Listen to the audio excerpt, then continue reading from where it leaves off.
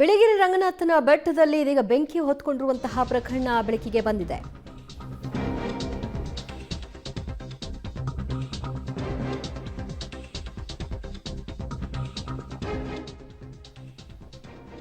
ಬಿಸಿಲ ಬೇಗೆಗೆ ವೇಗವಾಗಿ ಬೆಂಕಿ ವ್ಯಾಪಿಸ್ತಾ ಇದೆ. ಬಿಳಿಗಿರಿ ರಂಗ ಬೆಟ್ಟದಲ್ಲಿ ಅರಣ್ಯದ ದುರ್ಗಮ ಪ್ರದೇಶಗಳಲ್ಲಿ ಬೆಂಕಿಯ ಕೆನ್ನಾಲಿಗೆ ವ್ಯಾಪಿಸ್ತಾ ಇರುವಂಥದ್ದು. 100 ಎಕರೆ ಅರಣ್ಯ ಪ್ರದೇಶ ಇದೀಗ ಬೆಂಕಿಗಾಹುತಿಯಾಗಿದೆ.